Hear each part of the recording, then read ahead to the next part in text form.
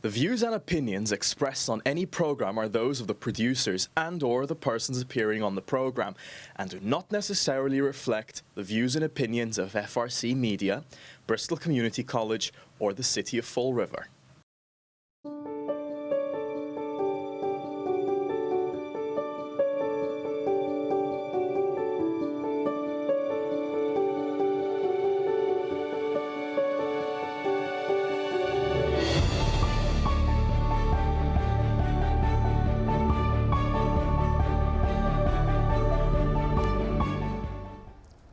And welcome back to a fabulous episode of Gays of Our Lives.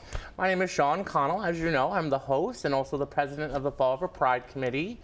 Many apologies to our fans out there. We've been on a little bit of a hiatus, but we wanted to come back before Pride Month this year to explain some of our events and the theme of Pride and what we're going to be doing for this month to celebrate our diversity of our community. So we are here today with the lovely Rachel Loomis, who is our secretary of the Fall River Pride Committee, who's going to be talking with me about some of our events, our theme, and what we're kind of getting up to today. So do you want to introduce yourself a little bit and what you're here with for today? I'm Rachel Loomis. I'm the secretary of the Fall River Pride Committee. I volunteer throughout Fall River, including with Big Brothers Big Sisters, Laundry Love when I'm able to, Mass on Wheels, just whatever I can volunteer with. I am here to help talk about the major events we've spent the past 6 months working on, Yes. more or less. Pride, all of the related events, including our 21 and up after party, our 18 and up prom, the tie-dye we're doing. I've forgotten something. I feel like I'm forgetting Those are something. the 4 big ones. Feels like For us. There's others we'll mention too, but those are the ones for us. after doing this for 6 months, I constantly feel like I'm in fear of forgetting Totally fair. something. Well, so this year's theme, our theme for this year is Bigger, Better, Bolder, Gayer. In honor of you. In honor of me. That was actually one of my little working phrases that the committee kind of ended up becoming a little bit of a rallying call for us. So do you want to kind of tell me why you liked that phrase or what it means to you? Well, for one thing, we did it because it's our 5th annual, so that's kind of a big number after having put in. I've only been here 2 years, but even to get this far with a group that's got, like 8 people in it, is pretty impressive.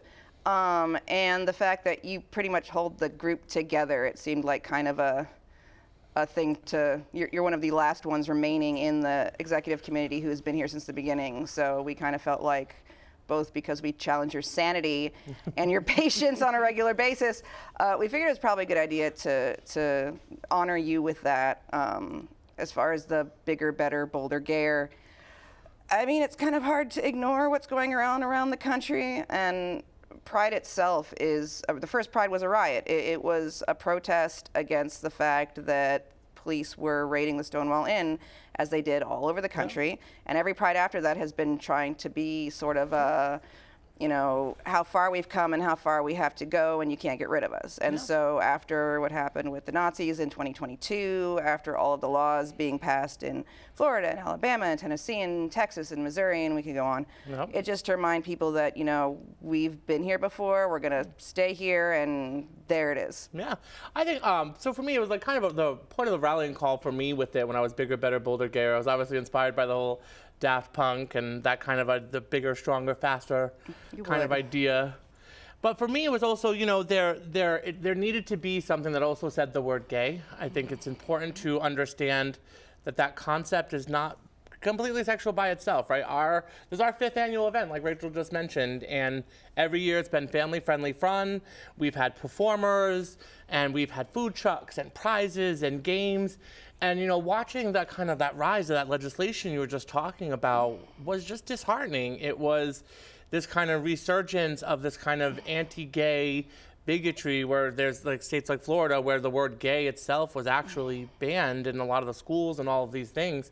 It's not innately sexual to say that a kid has two moms or 2 dads, just like it's not like they're raised by grandparents or foster parents. I mean, in other parts of the country, Massachusetts has been lucky, so to speak, in that you've had gay marriage and protection since somewhere around 2003. The rest of the country isn't so lucky. I came out, I was dealing with the pride issue in Kentucky well before gay marriage was legal, and I heard all of the things that everybody's hearing now about transgender people, that you're groomers, that you're pedophiles. Bestiality came up a lot, weirdly enough. I don't know how they made that leap in logic, but there it is. Yeah. So, I mean, it never really went away in other parts of the country. It just seems like for other reasons, people are now feel more comfortable saying these things and legislating these things. There's really nobody to stop them. No. And I think, so one of the things that I'm really particularly proud about with us, because a lot of this stuff that we get is also that's around being an abomination and ungodly. We are partnered this year with the Church of the Holy Spirit, who has been an incredible ally towards us. And I know those of you guys who watched the show, you guys have given me some flack because I've had Father James here on the show. It's been a while. I know we were on hiatus. Again, give me a break. But I think the idea of having a church is really important because I'm a deeply spiritual person myself. And there's a lot of shame to kind of unpack there that comes along with the idea of working with religion. It was we're too ungodly to be worked with. And now that we're working with the church, now we're also we're working with the heretical church. Well, I've always found it interesting in that, and I've heard this argument before, is that all Christians are bad or all Jews are bad. And I found that an ironic argument because that's what they say about us. You know, I've gotten flack from various fundamentalists over being Jewish, over being anything you want to say. I've gotten it. But I also learned that there are Christians out there that either are supportive or just don't care. And I've worked with Episcopals before. I worked with Episcopals in Kentucky. I worked with Presbyterians in Kentucky. And that's why I knew to approach, well, actually, Taylor at the library sent me to James. But thanks, Taylor. Hi, Taylor. But that's why I knew that I could approach the Episcopal Church because I've done it before. And, you know, if a parent or a friend or something comes up and says, hey, I'm afraid my friend and or child is going to hell, I'm Jewish. I'm not qualified. Like I'm not even a very good example of a Jew, but I'm vastly unqualified to answer that question. Yep. So having that there also helps out, you know, kids and adults who need to come out to their parents, but they don't know either. Their example of Christianity is often, you know, you're going to hell or whatever. And so having that as an option is always really helpful. And James is awesome. Yeah, oh my God. If you guys come to Pride, he'll be running the Church of the Holy Spirit's table. Father James, he is incredible human being. He's been on my show. I want to talk directly to the LGBT community who might be worried about that because there's a lot of religious traumas there. We get it. We know that there's a lot of tension between the queer community and religious folks and religious organizations. But to me and to Rachel, I think the idea was there's a way for us to kind of forge some path for healing and togetherness, right? It doesn't have to be Christians versus gays. There's tons of overlap there. There's a lot people like myself who need that kind of spirituality, who might need some of that reaffirmation that not all gay people are automatically doomed to hell, that God loves you in the skin that you're in. We've worked with the Universalist Unitarians and Steve Camara for years. So we have two other churches coming. The Amicable Church and another Episcopal Church are coming, and they reached out to us. And we've talked with the Jewish community too, and they just, it's one of those, they're not going to try and proselytize you. I think James would shrivel up into ash before he attempted that. But they are all very well aware. I mean, I've talked with James about it, very well aware of the trauma in the community, and he tries to be very respectful of that. I can't speak to the others. I've never met them before, but I know one of them knows James, so I can't imagine they're any different. Yeah, and I know, because I remember when the last time I'd had James on our show here, someone messaged me and called James a Christian fascist, and I'm not sure that that's applicable to people who are making a lot of inroads to try to heal and to try to have somewhere where they can go, where there can be faith-based organizations that are also very open and very welcoming to LGBT members. Part of our board, two of our board members are getting married at their church. One of our board members is James. Yeah, one of our board members is Father James, because he's been such an ally and has really kind of been able to really kind of start building those bridges. So on both sides there, right? The queer community who might worry that we're working with Christian fascists or anything like that, I would welcome you to meet Father James, to see them at their table, to come to some of the events that we work with through Recreation and other places, to see how much allyship can mean and how much healing can be done there when we just are willing to kind of put down the kind of venom and really kind of get into what healing looks like. I mean, and I've had this argument with friends of mine in the past. They think, well, they'll never change. Well, then what are we doing? Like, if we believe that people can't change, if we believe people can't get better, why exactly are we fighting to do anything? You have to believe that there's got to be a middle ground, that there's got to be some ability to change, or you might as well just lay down on the floor and give up. Exactly. Because that's actually something I really always kind of like to know, because if there's no path for healing, then there is no healing, right? If there's no path that someone can change, or there can't be forgiveness, then there can't be healing, right? So I think it's really important that I'm really proud of the work that we've been doing with the church, and I'm really proud to be sponsored by Father James and the church, and to work with them on this project for our Pride Festival, because I think that it's so incredibly needed to start repairing these bridges in between communities, because the queer community, we're here. We're not going anywhere. Churches are here. They're not going anywhere. So I think it's really important that we find kind of some of those inroads. Well, and we just had a drag show at his church. Yeah. With most of the people who came were people from his church he sold tickets to. Yeah. And they had a blast.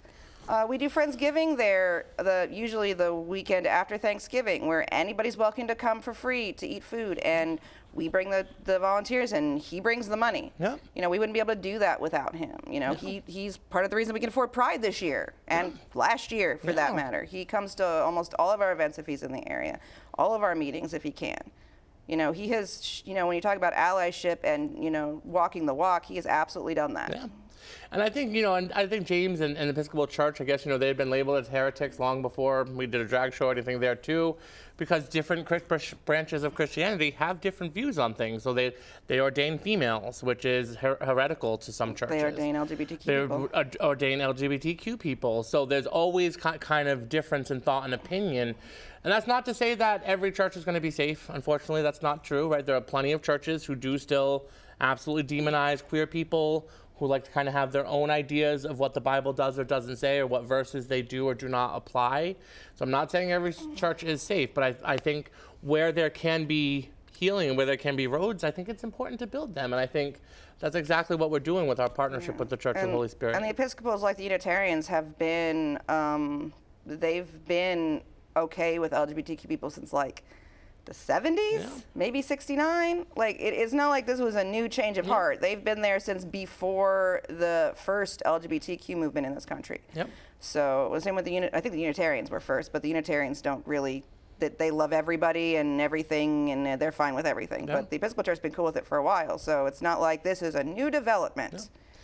Because I just think that's just such an important place, that kind of confluence of queer people and spirituality and faith, right? I think that's such an opportunity to really change dynamics there, and to really not forget history by any means, but to learn how to make amends and a mea culpa for that history, and do something with the bigger Fall River community. The Church of the Holy Spirit, so right on 160 Rock Street. You guys know I work with Greater Fall River Recreation with Safe Spaces and our LGBT program.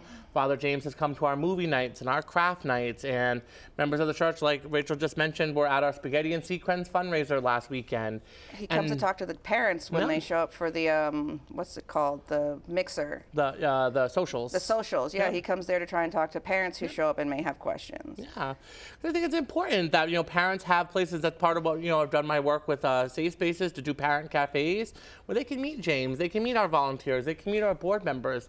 I think that's one of the big places where a lot of hatred tends to hide, is in anonymity, right? Even when our drag story times were kind of attacked, I went on the news, and I'm a member of Fall River. I have nothing, I'm not ashamed of who I am or what I do, but the NSC 131 didn't do the same, right? They hide behind masks, literal masks, because they know that those values are values we had a whole war over.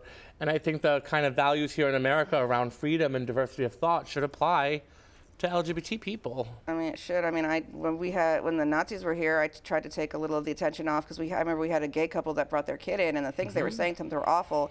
But Nazis hate Jews more than they hate just about anything else. So it was really easy to step forward and be like, hey, pay attention to me. And it kind of worked At least until you came out in full drag, and then that changes the game. But we weren't really keeping them away from us. We were keeping them away from the kids. Yep. And just to remind the people out there, right, this is not about, oh, someone disagrees with us, so you're a Nazi. They are self-proclaimed neo-Nazis, right? This is not like we were calling them that because we disagree with certain things. That's was self-proclaimed, right? I'm very picky about that myself. Being Jewish, I don't like it when people call somebody that disagrees with them or somebody that's hateful a Nazi, because that's not true. Nazis are different from the KKK, are different from the Proud Boys, are different from your every average day bigot. Yep. And they can be talked with. I have seen cases where neo-Nazis and KKK gave up their thing after getting to know people that they'd hated. So they're not a lost cause, but at the same time, you can't just somebody who's homophobic or transphobic or racist or anti-Semitic does not automatically make them a KKK or not. Sometimes they're just a hateful person. They don't need like an identifiable. Like you said, we fought a war over this. People that of my religion were killed for this. We don't make light of it by just naming everybody Nazis. So yeah, so because I think that was really important to know and understand, because I think there's still a lot of understanding. Like, oh well, gay people have a TV show and we have Pride, so then all the problems or issues must be fixed. But there's still that backlash. This was only last year in Fall River, right? This is not ancient history and somewhere else. This was last January and December right here in the city. We weren't, I mean, like people talk, well, what rights don't you have? Well, we didn't have the right to marry until 2015 across the country. We were still able to be fired for being LGBTQ up until a court case in 2020. To my knowledge, we still don't have protections in housing. Nope. So we can still be discriminated in housing. Still state by state? Still state by state. Adoption is still state by state. Medical care is still state by state. So, nobody's denying somebody medical care for being straight, but they will if you're trans. They will if they don't like who you're married to. In Florida, a straight couple can have their marriage photo out on their desk as a teacher. In Florida schools now, because of the Don't Say Gay bill, can't do the same. And we're not talking about people in inappropriate positions. We're talking about people in a wedding dress and or a suit standing next to each other. And again, just to remind people on that too, not a single church was ever forced to perform LGBT marriages. The idea was to equalize it on a state and federal basis because of the benefits, the state benefits around taxes, healthcare, retirement, next of kin, all of that stuff that didn't come along. I think people kind of have mistaken a rise in visibility with LGBT people with the fact that that oppression's now over. We saw something similar with racism and Obama. Right? We had a black president, so that means all racism's over. But there's hundreds of years of legacy of racism. It's the same idea with LGBT rights. A lot of people didn't see, because I was in Kentucky when Obama was elected, and one county over, they were lynching effigies of Obama in trees. And that was 2008. And they did the same thing, when was he reelected? 2012? Yeah, they did the same thing then. So it's always been there. It's just a matter of do people feel brave enough to say it, and now they do. And I was looking this up the other day too. If we take just one step back into an international view, I've talked about this on other episodes. Just did the numbers the other day for one of our pamphlets that we've been giving out at Pride, is that there are a total of 36 countries that allow same-sex marriage. And there are 63 countries that jail, fine, or execute gay people, right? So you have to understand that there is a bigger issue around visibility and the questions around morality and whether we can even be moral and be family-friendly.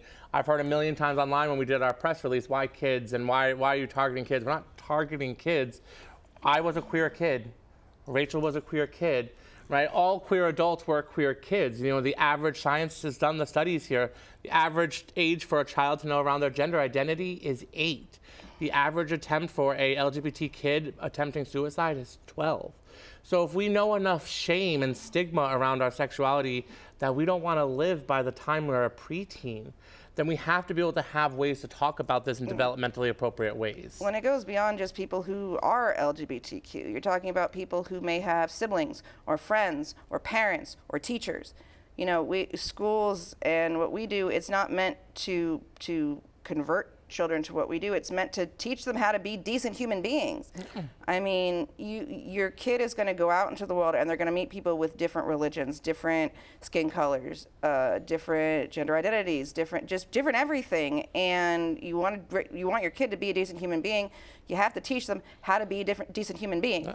You can't just say, you know, I'm not going to teach them that because it's bad. Congratulations. And when your kid gets out in the world, they're not going to know what to do. Yeah. You know, if just because it makes you uncomfortable doesn't mean you should have the right to hold your child back from things. Or even prevent my bigger issue, or prevent other parents from doing it in their way, right? Because if you don't want to bring your child to Pride, you don't have to, but you also can't stop another parent who may, because maybe that parent has a child who has a different gender identity or is beginning to think about their sexuality.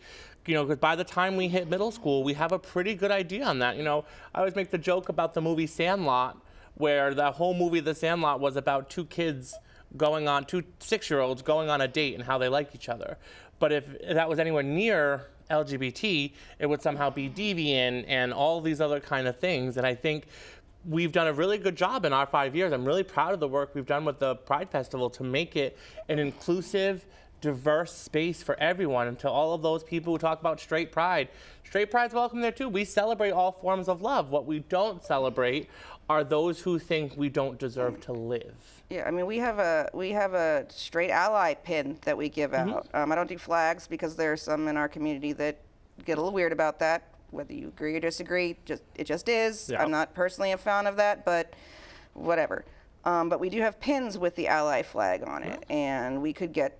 I mean, the straight pride flag I think is just black and white stripes, which is kind of boring, but I mean, it is what it is. With the rainbow A on it? No, that's the ally flag. That's the ally just flag, the straight flag is just straight white and black stripes.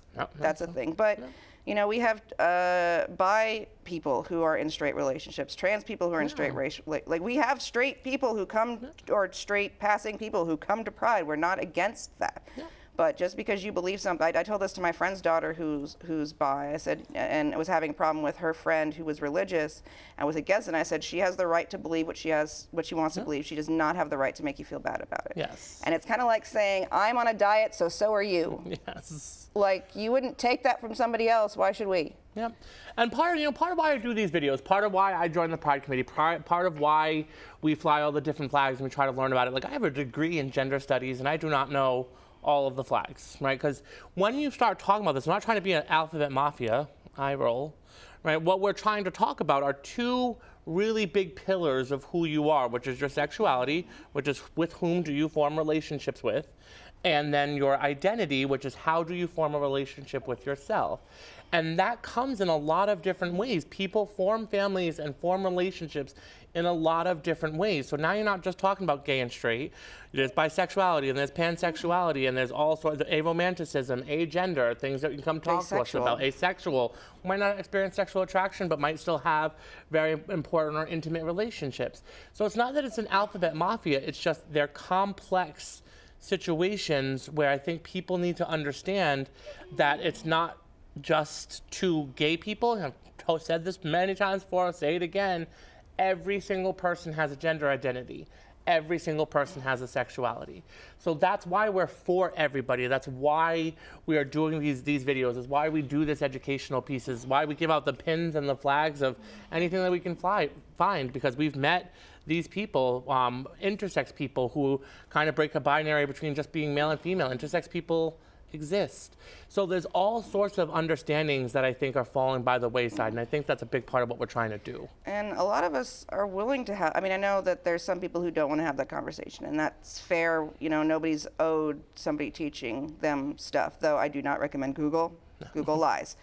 But there's a lot of us that are willing to talk to you about what we know. I am been called a walking encyclopedia, which is not entirely wrong. It's knowledgeable, I love it. Is it? But you know, we know the statistics, we know the information, and we're willing to, as long as you don't start by yelling slurs at us, and you don't insult any children, that's a no-go. We're usually willing to have a conversation with you as long as it's safe, polite, and you don't try to hurt any kids emotionally or physically. We're good with it. Absolutely. Because I've gotten a lot of times, even from videos of Years of Our Lives here, you know, people have said, well, why don't you answer questions? And I'm like, well, I personally, you know I will. I will talk to you on any sort of platform where you can make comments on this video. I will happily talk about the knowledge that we have. I am an open person for that. I think what happens is some LGBT people, if you don't have rapport with them and you start asking them about their body parts, they might be a bit offended on that. So in our last couple minutes here, I want to give you guys some opportunities to come meet us. Our big one is our 5th annual Pride Festival. And that will be this coming Sunday, June 2nd, 2024, at 12 p.m. to 4 p.m. down at Ponte Delgado Boulevard at the gates of the city. Same place we had it last year. And it's going to be, as we said earlier, much bigger, better, bolder, and gayer. Yeah. We've got somewhere between 84 to 86 vendors coming. That changes daily. 6 food trucks, 26 performers. Yep. And the bookmobile is going to be there. We've got a testing van that's going to be there. The fire department's going to be somewhere. Yep. I'm sure various politicians are going to show up. The person who wandered around, Taylor's friend who wandered around in a unicorn costume last year. We just got one written about who wants to do stuff for the next thing. So like it's going to be huge. It's fun and colorful and huge. We're doing drag story time because we have police there to watch us. We have police and we have our performers there already storied and background checked. So that's our big main event. Then for the adults in the room, afterwards, there's a big event, a lot of energy. After that, we have decided to throw our first ever 21 plus after party at the Cultural Center on South Main Street. That will begin the night of Pride on June 2nd at 7 p.m. We're going to have a few surprise performances from some of our board members and some of our lovely performers from Pride. We'll be back to do a couple of numbers.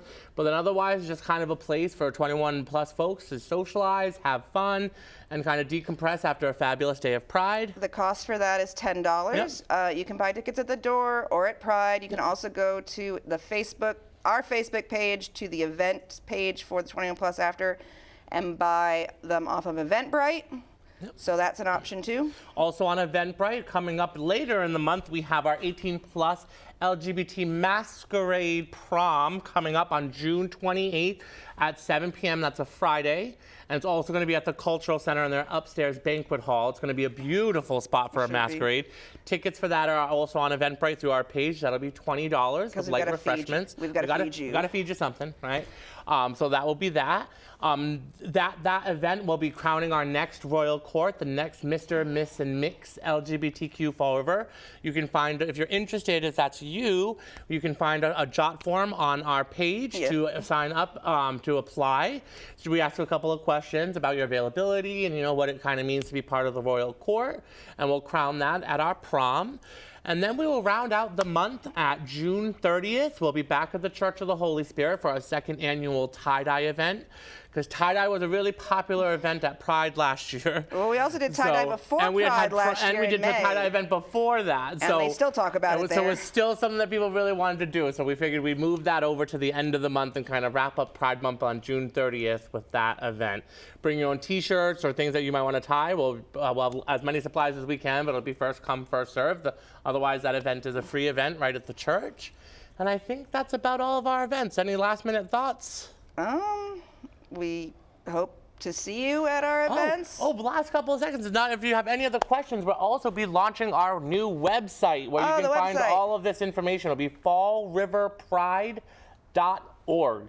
So that should be live this week. It should be, if it's not already. You can also, when you go there, sign up for our upcoming newsletter, which I will be hopefully putting together. We'll get there. But yeah, so if you bigger, better, bolder, gayer. Yep. If you want anything, comments or anything to put in the newsletter, email us. Know. It's fallriverpridecommittee@gmail.com. Best way to get a hold of any of us. Otherwise, happy Pride Month, and we'll see you soon. Yeah.